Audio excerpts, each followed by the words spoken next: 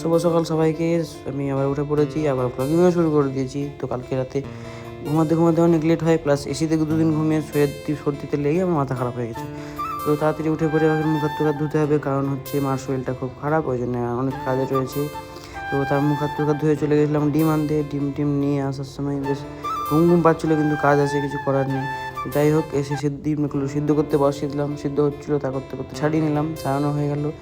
তারপরে চলে গেলাম একটা জিনিস টাকা বের করতে, তার করতে করতে চলে আসলো ঘোষ বললো চলে আসো বালতি নিয়ে আমি চলে গেলাম। তারপরে খানিকক্ষণ বেশ কাজ ছিল, প্যাকেট মেরে এই যে হনুমানটা খেতে দিলাম।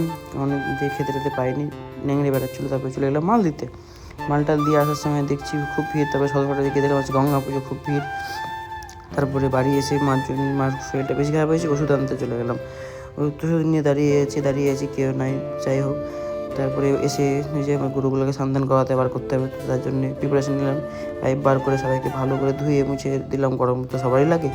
তো তারপরে তাদের ঘরটা পরিষ্কার ছিল, ভালো করে পরিষ্কার করে দিলাম। দিয়ে তারপরে চলে গেলাম মাঠে গিয়ে খাঁচা করে কেটে নিলাম।